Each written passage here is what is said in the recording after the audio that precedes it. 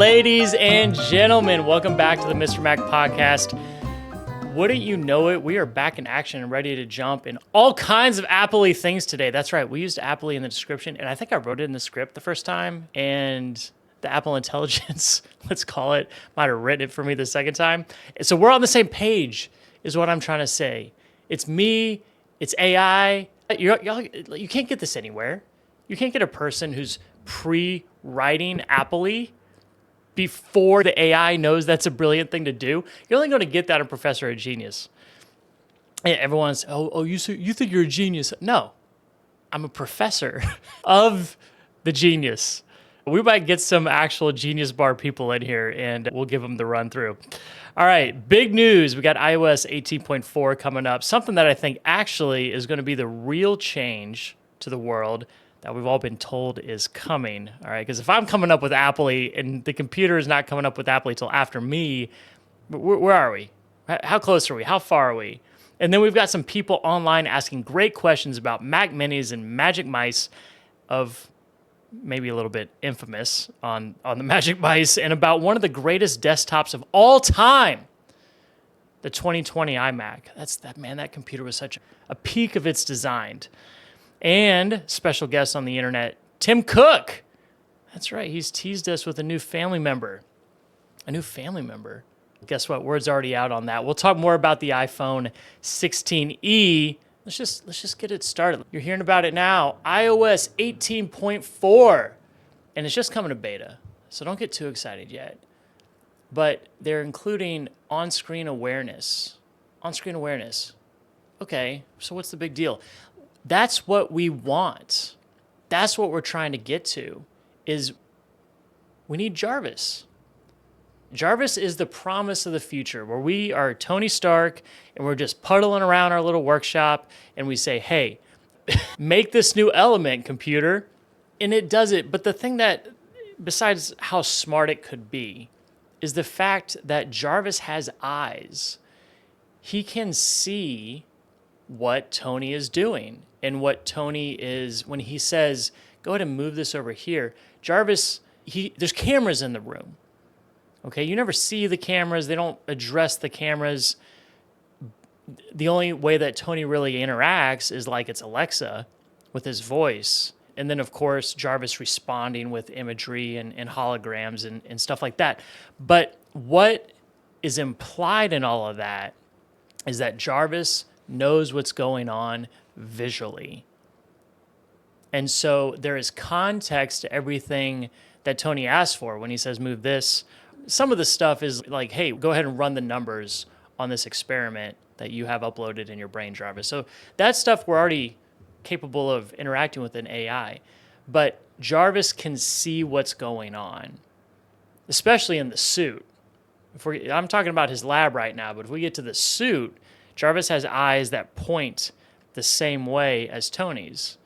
And so he can pick up on that information. So on-screen awareness is the next big step in that. We've already seen a little bit of that when it comes to the camera button on the side of the iPhone 16s, right? So that's what Apple was trying to get to, is this button that activates your camera, like right away. Was it that hard to get to the camera before? No, not really. It was, you unlock the phone, or maybe you don't even unlock the phone. You just reach down in the bottom right-hand corner, but you got to interact with the screen to then get the button. At a minimum, it's 2 clicks. Now we have this new button that eventually, all it does right now is launch the camera, but eventually is going to activate the eyeballs of Siri. Siri, you have eyeballs, right? Doesn't even have ears right now. If we can't get past the ears, I don't know how we're going to get to the eyes. But all of these features aren't really going to take off. The promise of AI isn't really going to take off until it can see what we're doing and then, of course, comprehend it as well. But the comprehension is creating video for us, right? We used to have just ChatGPT. It was text-based. And then we moved into this video-based production, where we had imagery first, DALL-E, and then video-based Sonora. And now we have the opportunity for it to see our world and then give us context based on it. So 18.4, I think that's the big hope, is that, hey, look, because the camera button isn't very popular, right? It's still a hassle to pull it out and point it at something. But certainly, Apple knew, I think this was a good call. People don't like the button because it's not very tactile, and I understand that. And also, do I need something quick to get to the camera? Probably not. But do you need something quick to get to your AI eyeballs? Yeah, you do. You know how I know this? Because Google Lens has already existed for 10 years. Maybe not that long, maybe 7 years. And nobody uses it because it's just a hassle to point it at the thing to launch the Google Lens app. It needs to be like one click, and that might be too much. One click is probably too long. And if one click is too long, they certainly can't just stay on their laurels at 2 clicks or 3. On screen is going to be even better. Okay, it's not that it just goes into your calendar, goes into your contacts, and then pulls information that you have preloaded in there. No, I'm on the move.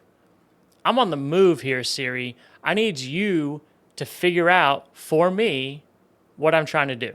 So if it can do that for us and watch what we're doing, then it can be like Jarvis and help us along the way. I really like having Jarvis as a reference point. All right, let's move on. That's right. Segment number 2. We got people who got some great questions online. And like this one, like a month ago. Okay, so we need answers. This poor guy, Manahar Mecca 999, he needs an answer. Is there a way? This is his question. Is there a way to buy a Pro or Studio version of Mac Mini and use MacBook Air or iPad Pro to remotely perform our job? I think this is the most interesting question. I recently just saw a post on Reddit where they were asking about, hey, I have a 16-inch. So 16-inch would be at least 2020. I don't remember the year, but let's say it was a 16. All right, and a 16-inch i7. And they were asking for that computer, they were going to replace it not with a new M4 MacBook Pro or an M3 MacBook Air, but their plan was to get a M4 iPad Pro and an M4 Mac Mini. And the iPad, this matters for the pricing part of the conversation, was a 13-inch, which is a very expensive iPad, even at the base model. I don't know about that workflow. I want to like it. As someone who is surrounded in this studio by tons of extra phones, unnecessary purchase. There's an iPod Classic right there. There's an 80 gigabyte iPod Classic. I got a 17-inch flat pan. Anyway, it's not the old stuff. It's the new stuff that I buy that I think I need to improve the workflow, that it just ends up hanging out. As someone who does all of that, I don't see a workflow that makes sense for that setup, for an iPad, especially an iPad Pro. Because what's the point of all that computing power? If you're going to get an M4 iPad Pro, if you have all that computing power in your iPad, and then you're going to just send it to your Mac Mini, pricing-wise, base entry model, $600 for the Mac Mini, and then you're going to need another monitor to set it up to work headless with no monitor, meaning that your iPad Pro will work on it. So that's another at least $100. So $700 there. And then you have, let's just say $600. Let's say you have an extra monitor laying around for some reason. And then you have a 13-inch MacBook Pro, which this Redditor made the argument that they would purchase a keyboard so that they could interact with it. Because obviously you can't, there's going to be no value to running a remote instance of your Mac Mini on your iPad Pro without a keyboard. Okay, you can't touch the screen. It's not going to work. So he mentioned the smart case. That's $330 on top of a $1,099 starting point entry-level iPad Pro 13-inch. So that's crazy, right? That's nuts. So you're at $2,000 already for that. And wait, 600 for, yeah, so you're at 2,000. Now, I got to say, he's got me on one thing. A entry-level 16-inch M4 MacBook Pro, $2,499. But you get the M4 Pro chip at that price point, not the entry-level M4 chip that you're going to get on the Mac Mini, not the entry-level M4 chip that you're going to get on the iPad. And you got a laptop. Listen, we keep trying to surpass the laptop experience. We just haven't done it yet. We've got Microsoft Surface coming around with all of their different iterations and versions. We got Surface is the best example, but we have, I just saw this, I didn't even click on it. I just couldn't, I couldn't invest 8 minutes, even though I wanted to so bad. Lenovo or someone just made some sort of split rail type of, there's dual screen options out there. Everyone's trying to get their iPad to be a supercomputer. Surface did it with full Windows. Everyone's angry at Apple for keeping iPad OS on there. There's just nothing better than a MacBook Pro. There's not. I'm gonna do a little bonus rant here. This iPad Pro that I'm holding here in my hands. All right, this is a pinnacle device. This is a 13-inch M2 MacBook Pro, and it is perfect. It's almost perfect. If I could have it, one difference, for some reason when they launched this one, they did it with the 2 USB-C port model, and I wish I had 4, but it's fine. I almost never, ever need it, ever. But it would be nice to have that. Besides that, like, it's so light and it's so small, and it's got that M2 chip, and it runs like a champ, and it has the final perfected body that they were shooting for in 2016 when they made that kind of, people did not like that computer at all. It had this butterfly keyboard mechanism that got dirt in it really easily, and the keys started sticking. They fixed that on this by the time that this computer came around. It's a beautiful keyboard. It's easy to type, and it has the touch bar, which there are 2 different camps on the touch bar. Some people can't stand it. Some people really like it because it helps out on certain workflows. For me, it's not that I love the touch bar. It's that I love having one computer that has a touch bar. Everything else has the F keys. I got this keyboard right here for my desk computer. It's got the F keys. I got my 16-inch MacBook Pro over there. They finally caved and gave us the F keys back on that when they redesigned the MacBook Pro. But that is the last computer that has it, and I love having one that does. And sometimes it surprises me on what's available up there. And the things that we use it for mostly, F1, F2, and then F10, F11, F12 for brightness and volume, respectively, are just about as easy on the touch bar. And then the other stuff that it does is way easier on the touch bar. So that computer peaked. What do we have to say up here to our first question? Is there a way to buy a Pro or Studio version of the Mac Mini? Yes, there's a way to do that. You can buy either one, although it's not a Mac Mini Studio. Wait, hold on. Maybe I misunderstood the question. Is there a way to buy a Pro or Studio version of Mac Mini and use MacBook Air or iPad Pro to remotely perform our job? Again, you can achieve this. Forget the purchasing of a Mac Mini Pro or Mac Mini Studio right now. You can upgrade the Mac Mini to a M4 Pro chip. So I think maybe we could call that a Mac Mini Pro. Or you could get a Mac Studio, which looks like a Mac Mini, but super, super buffed. And then, yes, you can use your MacBook Air to remote in. There's different pieces of software for that. VNC is one that I talked with someone about on that Reddit. But the reason that I wouldn't recommend that is because unless you have some sort of crazy workflow that you want to do remotely, you're not going to save any time if you pick up a MacBook Air, an M3 MacBook Air. All it's going to be is an extra hassle over the internet in order to go and tunnel into a Mac Studio. And what are you going to do? You're going to surf the internet remotely? Like, you already have a MacBook Air. You already have an iPad Pro that can do all that. The only reason you might do it, again, is that iPad Pro if you need the workflow of Mac OS and you want to do it remotely. But for most people, it's a hassle. So the answer is yes. My question is, why would you? I do think that if you're doing if you are doing heavy video editing and you want to walk around, you're going to need a MacBook Air. Don't do it on iPad Pro.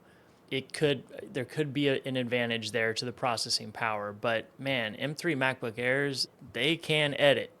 I'll tell you that right now. All right. Trust F Tech. Oh, is this from a tech channel? Question. is the port for the Magic Mouse on the bottom? Yes. Number one, yes, famously on the bottom. Also, I wonder if they are offering the keyboard with a keypad for those who actually need to type numbers. Yeah, I call that the 9 key. I love a keyboard with the 9 key. I don't have one on my desk, and I often wish I did. You never need it until you're working on something like that for a spreadsheet or something, and it got so satisfying to just beat the snot out of that right hand side of the keyboard on those extra 9 or 10 keys over there, 1 through 0. And yes, Apple makes one. So that's the Magic Keyboard. Okay, they make one with the 9 key. It's maybe an extra $30 or $40. And yes, the Magic Mouse is so interesting. Is the port for the Magic Mouse on the bottom? What an interesting question to ask. Maybe this is a video from a long time ago, but they only questioned about it 45 minutes ago, because that's how long the post was, only a few days old at this point. Okay, good question. Good question. And I think maybe there was an assumption that a Magic Mouse 3 might be coming out. Man, what a baller move if Apple puts the port on the bottom of the Magic Mouse 3. What a baller, man. Dude, I don't know if I want that. I don't want it as a consumer. I do want it as a fan of baller moves. Okay. Njima 5319 says 21 minutes ago, for people that need a RAM upgrade, I have a Mac 2020 Intel 27-inch. Speaking of peak designs, peak computing, upgraded to 128 gigabytes of RAM. My goodness. That's maxed out on that device. Let's go ahead and pull up Mac Tracker right now to confirm my knowledge. Is it worth the upgrade? All right, so yeah, talking about upgrading to an M4 iMac to the new 24-inch. Does Apple AI reduce the RAM usage? So it certainly wouldn't reduce the RAM usage, because AI is a intensive process, but typically it's not known as a taxing on the RAM, rather, but it's known as a GPU intensive task. So you may have a better experience on the M4, and certainly you can only have a Apple Intelligence experience on a M1 or a M4 iMac. All right, they skipped over the 2 and the 3 on those. But let's take a look at Mac Tracker. If you don't have this app, go get it. Go get it. And you say, do I really need that? I don't know, maybe not, but you can impress your friends with it and certainly increase your own knowledge. It is an iPhone app, and it's so good because it is simple. All it does is list every single Mac model ever made in a list. It's very easy to negotiate the list and go through, find your model, and then get all the information about that model. Your alternative is to type in the computer and then type tech specs into Google. You can find information across all of your devices just like that. But the tech spec sheet is a hassle. It's hard to get where you want to go. And it certainly would take me longer to find exactly what I'm looking for than what I'm doing right now. I'm going to go to iMac. And inside of iMac, we're going to scroll on down until we get to the 2020 27-inch iMac. This was a individual model refresh. They did not refresh the 21-inch that year. And if you're going to get the best 27-inch desktop computer out there, this is the one. It's 5K. It can load up, as noted here by Njima 5319, to 128 gigabytes of RAM. The chip on there, how big could you go on the chip? Yeah, it launched at that $17.99 price point. And you could crank it all the way up to the Intel Core i9 if you were so inclined, called Comet Lake. Man, what a great processor name. Always like that Intel had like special names for some of their special processors. It was such a great computer, and the main answer that I have here for this writer, this caller, is go make that change if you need some specific function of Apple Intelligence, but don't rush it. One of the other great things that Mac Tracker, the app, does is tell us what operating system every single one of these computers can run. And that's the main thing that I use it for. Because if you call me and you say, hey, like I have a 2017 iMac, should I keep it? I'm going to go look and see what software it can run.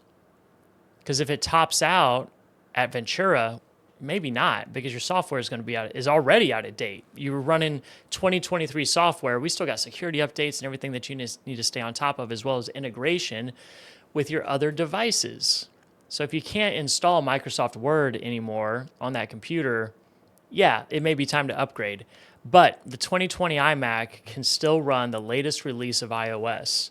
And because it can run that, so as of today, that is macOS Sonoma 15.3.1, and it will continue to run all of macOS Sonoma, and hopefully even into macOS Gecko or whatever we have announced at WWDC 2025. If it can still run that, keep that computer.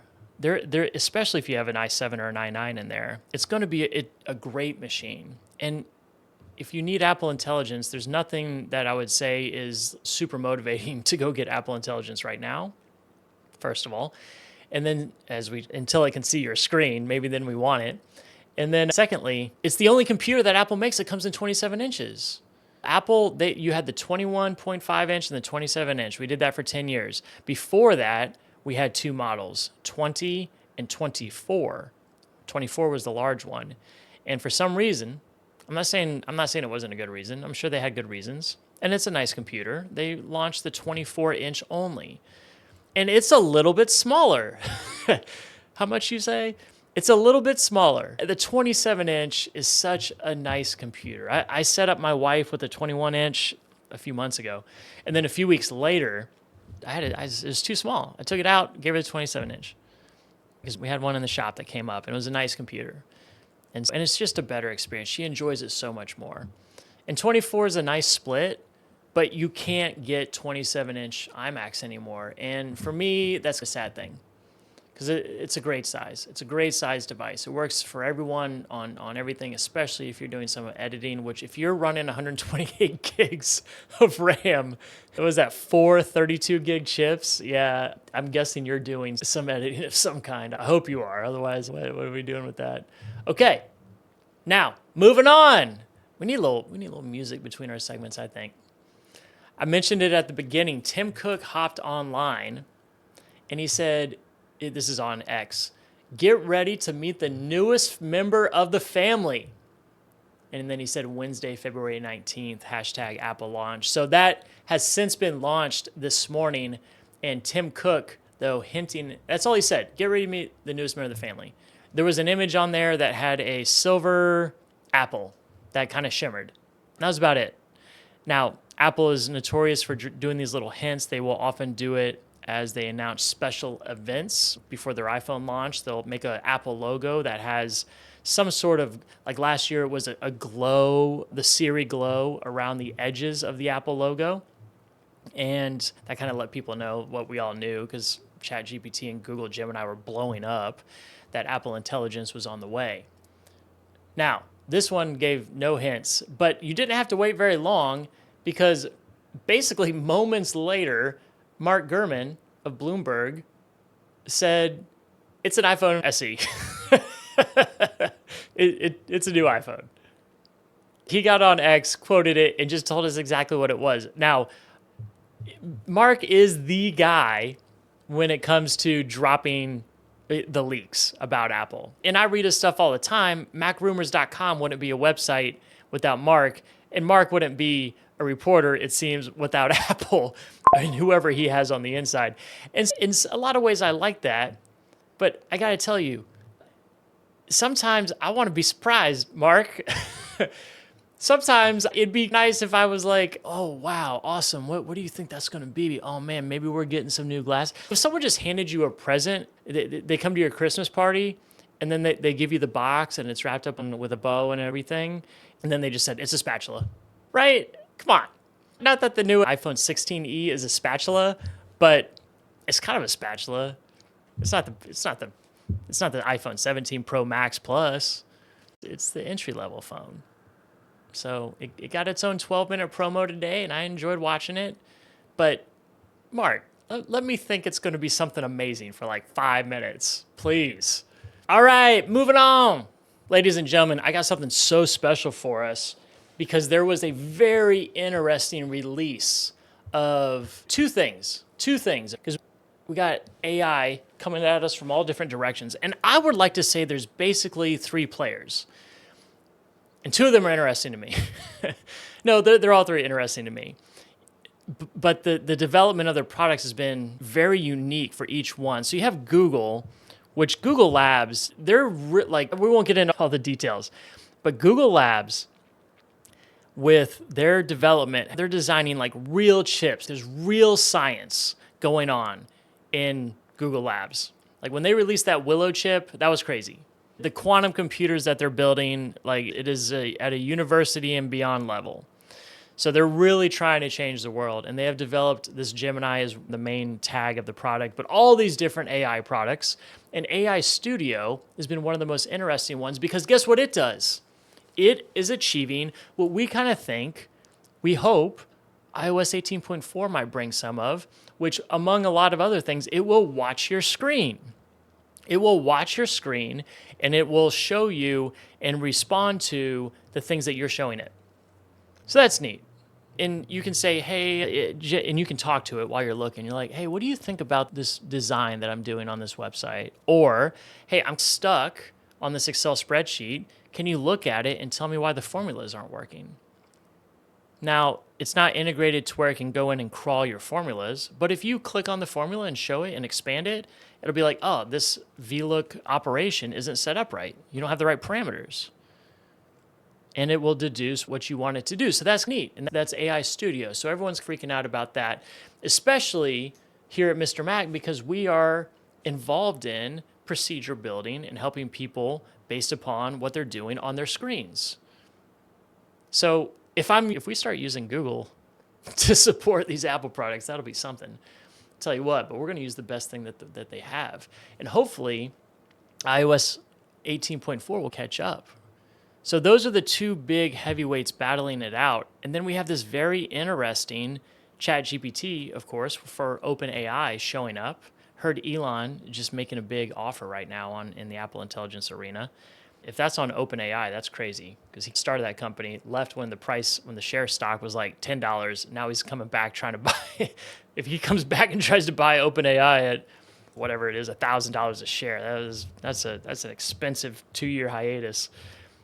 But you have OpenAI, which is not, it's its own thing where it's not built into one of these platforms like Apple or Google. Now, you could easily make an argument that the fact that they sold 50% of their company to Microsoft pretty much makes them the third horse, Microsoft. But they are cross-platform, we'll call them, especially considering that Apple Intelligence is leaning very heavily on ChatGPT as a crutch to do its more advanced AI calculations. To the point where it's basically like you're using regular Siri Siri is asking OpenAI's ChatGPT questions for you. And I was encouraged that maybe that was a temporary thing until Apple bumped up their own algorithm and their own product and their own models and then left ChatGPT. But with this most recent release of the iPhone 16e, it was they said the word ChatGPT a lot. So I don't know, man. It's not this WWDC. It's not. If we get our own model, it's going to be like 2027, 2028, if ever. It's looking to me like Apple's just going to end up paying OpenAI to white glove their product. Or hold on. One fourth player in the market, DeepSeek, which is basically ripped off OpenAI, right? From overseas. So if Apple, I assume Apple looked at that and was like, it's that easy, huh? So I don't think they could do it and get away with it. I really don't. But they may pay a pretty penny for basically, can we just have ChatGPT 3, right? Or can you copy and paste your model and let us call it Apple Intelligence 2.0?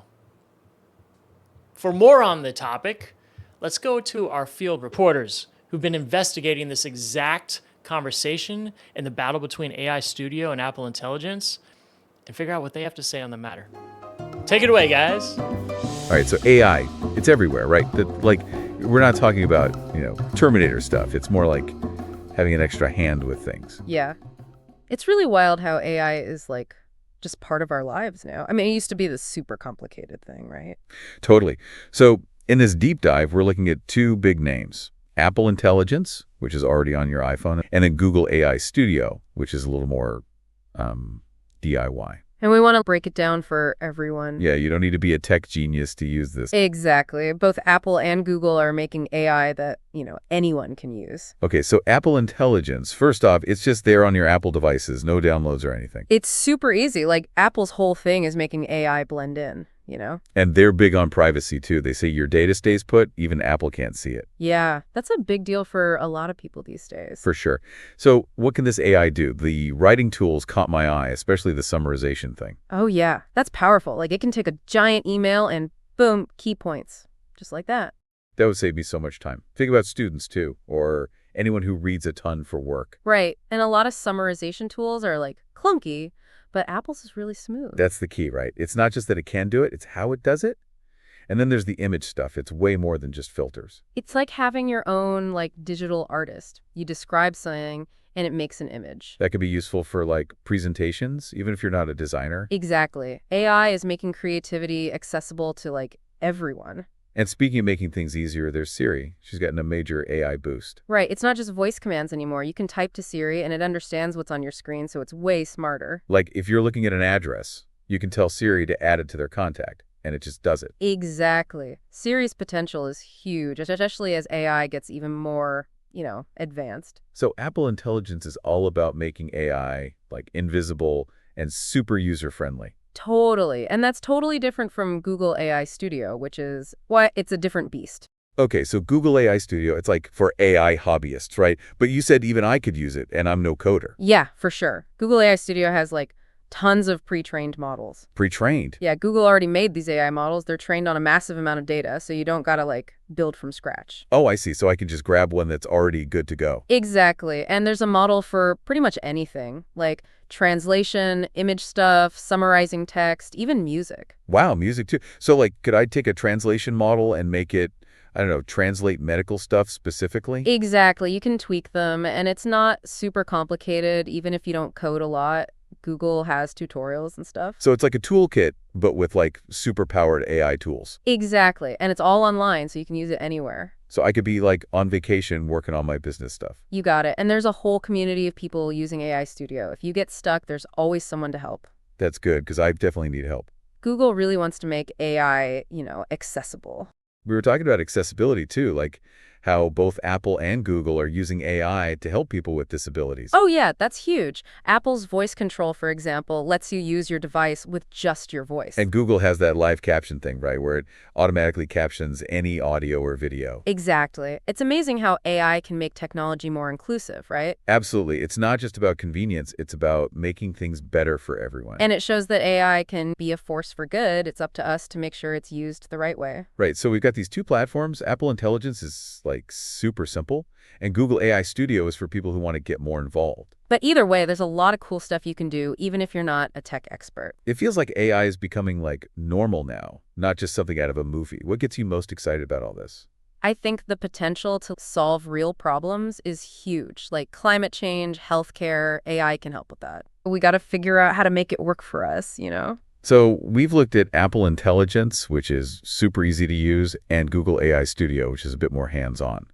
But I think the big takeaway is there's something for everyone when it comes to AI, no matter your skill level. Totally. And this is just the start. Who knows what AI will be able to do in a few years? It's kind of exciting, right? It is. So think about it. What would you use AI for? What problems could it solve for you?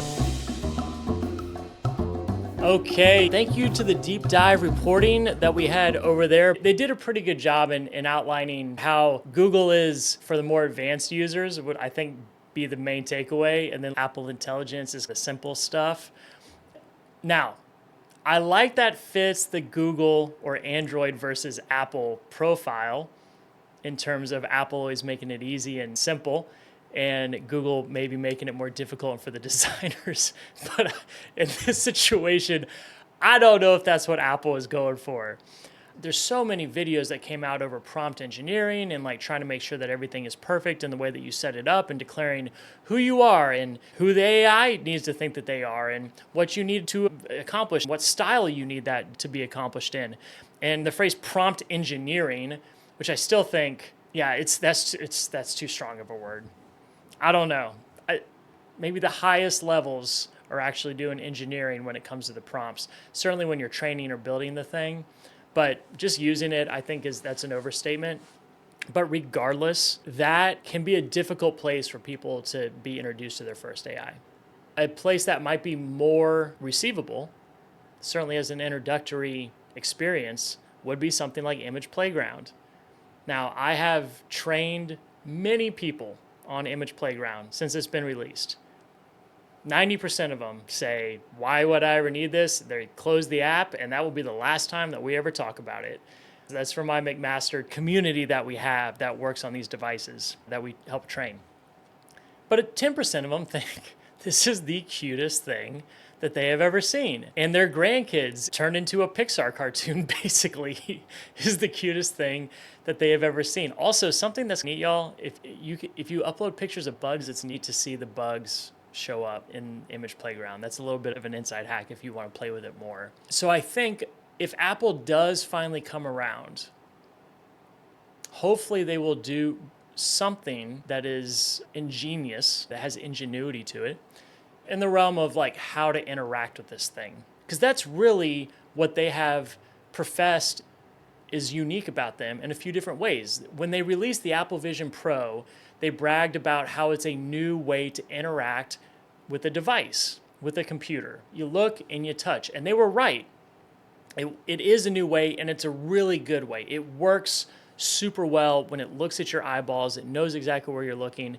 You click your fingers together. You don't have to hold them up like I'm doing right now, right in front of your face. You can put it down by your side, and it works 98% of the time. And that's pretty good, especially for a first gen. And when they released it, they made sure to remind us that, don't forget, we also invented iPod Touch, the iPhone, a new way to input. Yeah, let's do this touchscreen thing. Let's do it right. Let's do it in a device that you can have in your hands. Revolutionize the cell phone world. It's where they are right now. 9:41 a.m., right?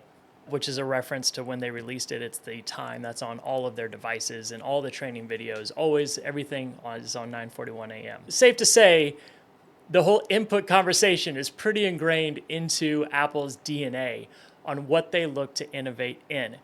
And Image Playground, while maybe not a great success in terms of its usability or application, to be fair, all of AI, we're still trying to figure out what is the usability, what is the application. Can you please tell me why I should care about this?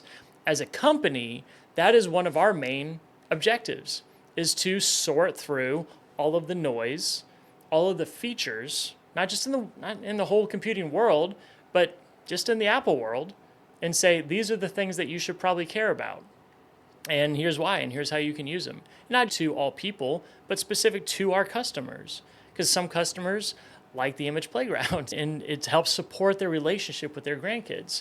Some customers, not so much. That's just not how they would do it. And that's true across all feature sets of every kind, whether it's the new mail categories and turning that on or off, or sorting your photos through search. If you're really into flowers, it's very good with plants and finding all the blue flowers that you've ever seen by searching for blue flowers.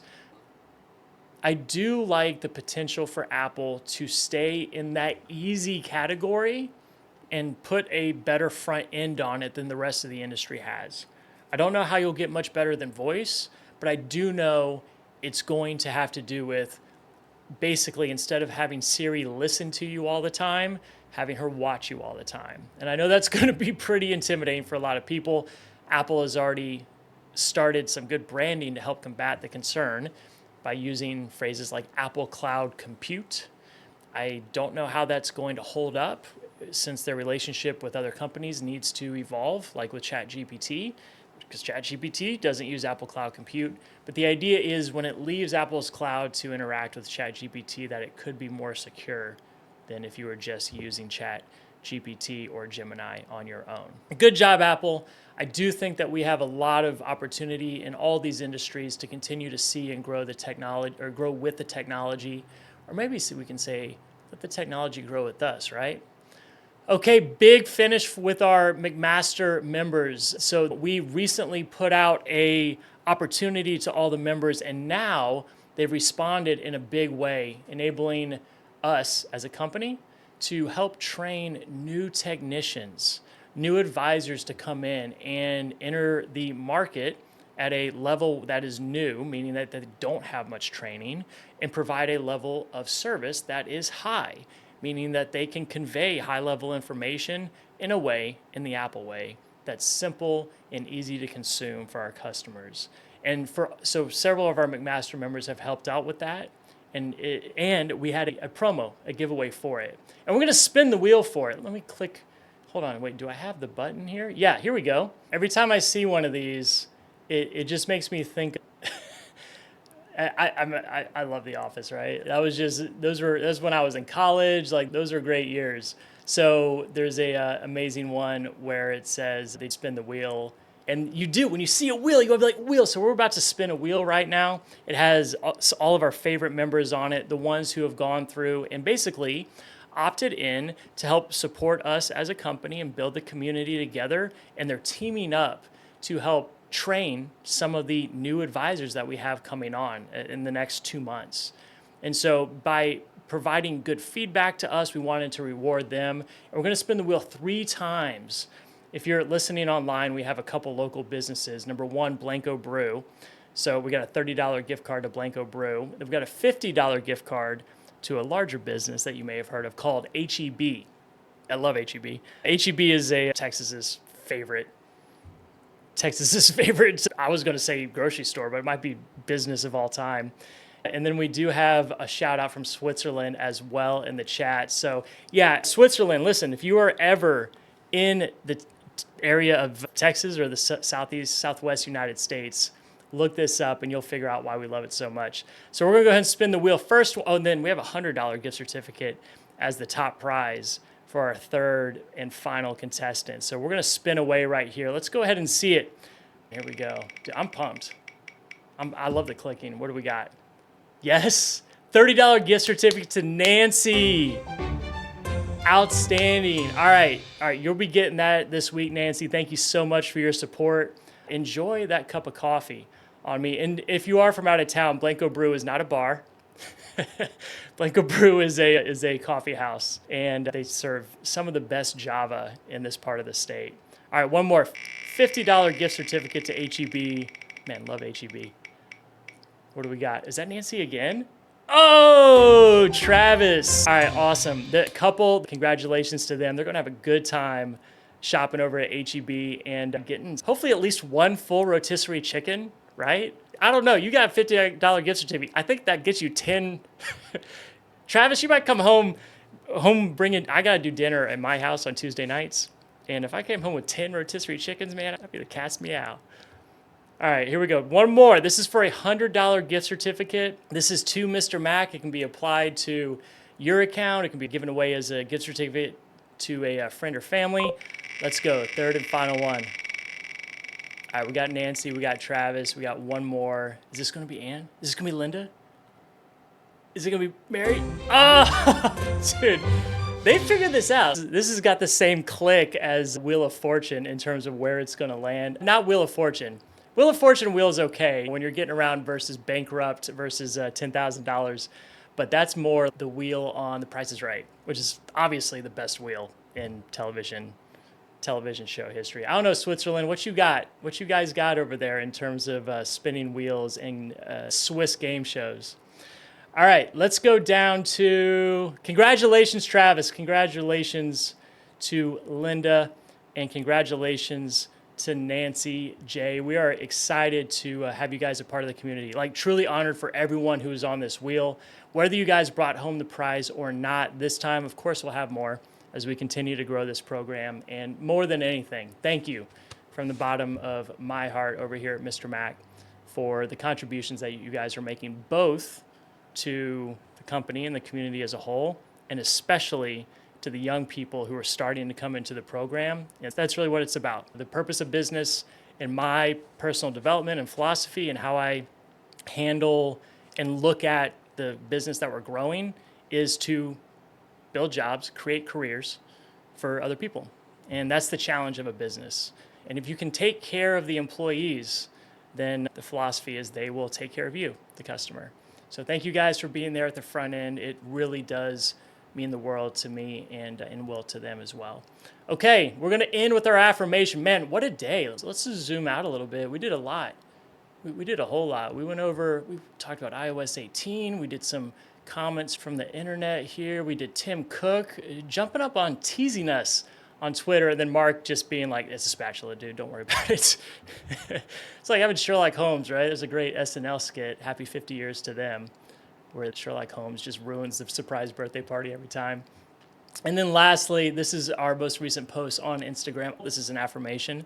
I am in control of my digital space and storage, and I make smart choices. So I want you guys to meditate on that a little bit, and not so much because I was concerned that you were anything but someone in control of your digital space storage and making smart choices, but because a lot of times technicians, advisors, anyone in the Apple or any Geek Squad, whatever, we run into a lot of people who make comments along the lines of, "Oh, I'm so dumb." They'll say dumb. I'm so dumb when it comes to this technology stuff, and maybe even use the S word. Whoa, you're not. You are smart. That's the S word. You're smart. And I know that because you and your entire generation pretty much built this country that we're all living in, right? And it's really good. And so I know that the technology a lot of times frustrates people and makes them feel like it's out of reach, but it's not. And it took me years running Mr. Mac, the storefront, and interacting with that exact comment to figure out how to properly respond. It took me a long time. At first, what do you do? Oh, I'm so dumb when it comes to technology. You could compliment them. You could laugh it off like, nah.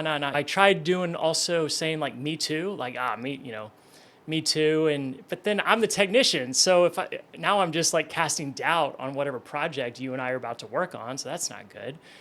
For a long time, for a year or two, probably close to 2 years, I said, hey, it's tough because even I have to study because the technology moves so fast. And that's very true.